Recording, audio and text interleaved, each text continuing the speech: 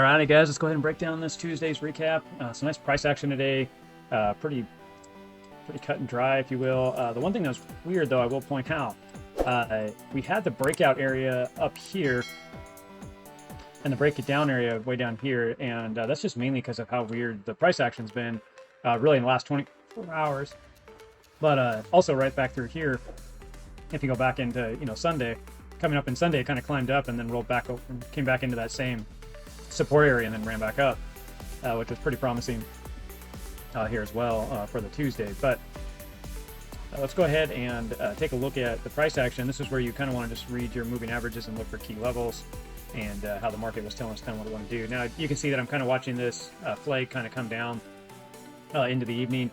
Right now I'm 50-50 on the 15-minute here because we're below the 21, but we're above this 200. So I'm kind of watching price action. If it's going to kind of continue where it's at, as long as it's staying above the 200, I'm not too worried about it. And then in the meantime, I want to see this 21 at least come down and start to catch price action and get back above so I can be bullish because I'm above both the moving averages again. So we'll kind of watch and see how it plays out this evening. But if that's the case, then I may look at seeing it get back up into this key level, back up into this target 114,600 range, all the way up to that 116,000. We'll kind of have to see. And mainly that's just watching this pullback here, and then from here to here on this move is this pull area, and that's why we're getting that target up there.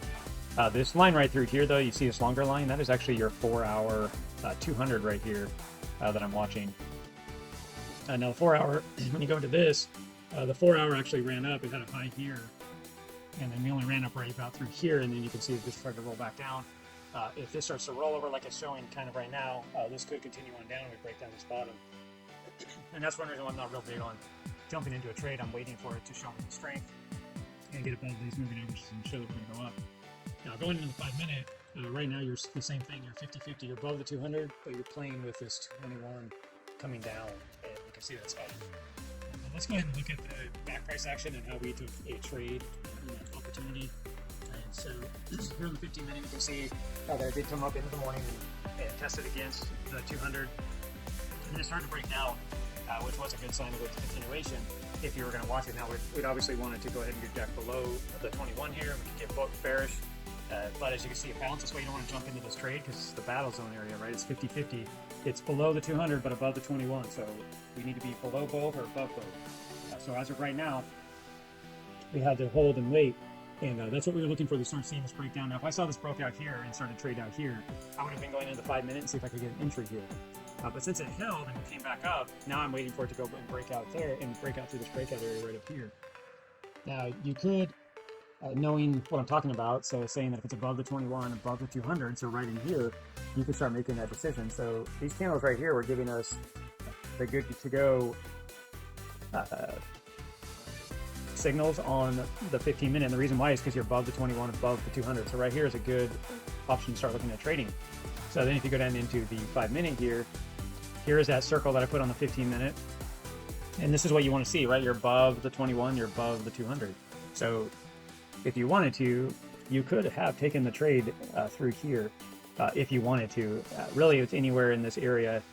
Now, say you just took it, let's kind of split it in the middle here because we're above everything.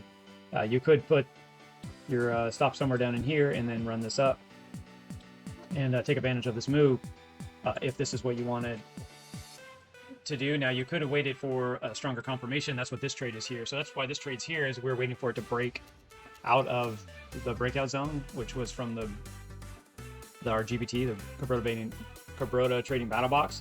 That was that breakout area right here. So that was a stronger entry to let it go up to.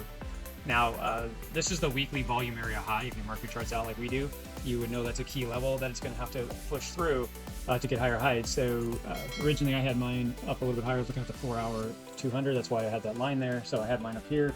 Once I started to see this start to struggle here and break out, I went ahead and took my trade off right through here range. And I went ahead and removed my position out. Of course, I was using this one. That's how I traded it. I took advantage of it right here, but I was watching it right here. If it could not break out here, I was quick to probably pull my trade because if we didn't see the breakthrough here, the continuation wasn't going to happen. Now, again, if you just waited in it, you can see it traded on up, started to get really soft and start to roll back over. And guess what it broke was the 21, which was pretty much really where we all got out anyways. Where I got out was right up in here is because I was fighting this area when it got out. But the guy that if he got out here, he still wouldn't have been a bad trade, and he's still getting that top area. And this is kind of why I point this out, is because people always worry about all this in trading. They make it so complex. And it's really just these moving averages that you're kind of trading with areas of support and resistance. So that's why I showed you this more conservative trade, because you already cleared all the areas to get in, and that's really, most traders would have got in here. And this, but you waited for this breakout, you're even stronger. You can see as this breakout happened, it started to really run and it started to roll over. Still a really good trade for somebody. And now you're back below it, and you are not going to trade. You could look at shorting this and take advantage of the short. But the reason why I wouldn't touch it is because you're below the 21 right here, but you're above the 200. So right now, all this to me is no man's zone. So as of right now, all this is don't trade. Still not going to trade. We're still not going to trade. Even though it's right here, we're still not going to trade.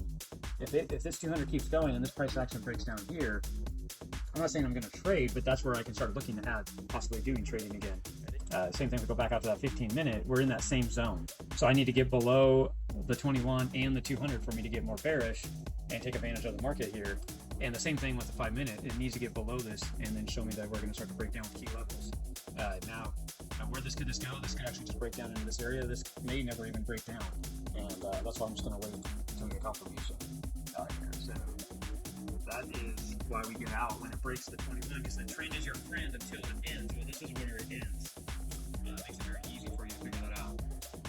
I know people will draw this kind of stuff on here, right, and say, well, here's the trend, and it bounced and it came up, and then here's when it broke. You could do that. It's just another thing that I talk about with levels, right? You created a trend line with 1 and 2 points of contact. Here's your third point of contact. It could continue on. But as it broke through, it was also a red flag that you could have taken off here. But this is also the strong zone for you to get out, because it already broken the trend, because it was up and you broke it, and then it went ahead and broke the trend line of the 200 or the 21. And this could have traded on down and helped us, let us get back in if it traded back up and got us on the 50-50. The 15-minute looked good, everything looked good, and we could maybe take this up a little bit higher if you wanted to trade that way. For me, I like to get in down here in the morning and then run it up and then call it a day. But each your own. I mean, that's why traders will get out of the market, get in the market, get out of the market. So that's kind of pointing that out. But as of right now, it's pretty clear, right? It's a no trade zone because we're in between these two areas. It needs to get strength, and we'll get the 21 underneath here, underneath this price action. We'll hold above the 200, so we can stay bullish there. The 21 will get underneath the price action, so we can go bullish there, and then we can start looking for this to go up. So we're just reading the crystal ball, if you will. We're looking ahead so we can make sound decisions when things start to play out. The same thing with the 15-minute. That's really our go-to. So I'm really going to sit in the 15-minute. I'm just talking about the 5, but really for me to start trading, we either have to get above this here or below this here for me to even go into the 15-minute or 5-minute, because I'm looking for the 5-minute for an entry, not for an actual trade.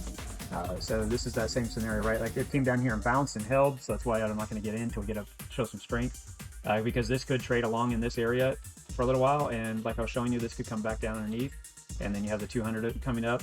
Everything is bullish right here, so I can go in my 5-minute and look for an entry and take this up. So we're just kind of sitting and watching, guys, right now. The price action was back here. I went ahead and showed it to you on the layout. Go ahead and watch for that kind of stuff and get practice. Come back and reevaluate it and see, how did he see this? What can I do here to find this? So it's up to you. Again, we're just using this yellow line, which is the 200 moving average, simple moving average, and this 21 simple moving average. We do have videos in this in our channel, so if you'd like and subscribe, go to the channel, and you can find a lot of this stuff. But in here, I will show that what we use is we use the simple moving averages. I have my indicators right here that I'm showing you. You can take a screenshot if you want. But a lot of the stuff on here I've tested, always looking at new things, that kind of stuff. But if you want moving averages like you see on mine, it's called CBC 5MA, 5 moving averages is what it is. From here, you could put on the 21 simple moving average, the 30 and the 50, which are these green lines here for me, and then you can put the 200. But ultimately, really in the end, you don't hear me talk about the 30 and the 50 a whole lot. But really, the 200 moving average and the 21 moving average is what we need on there. So if you wanted let's just go with that. That'll give you the key information for you. So anyways, guys, that should wrap up our market recap for us. And go ahead and, like I said, practice. You can even set yourself an exchange up in the demo account if you want. You can comment. There's exchanges all over, but we could let you know with our exchanges that we use. So anyways, guys, we'll see you in the next recap, and we'll talk to you soon. Happy trading.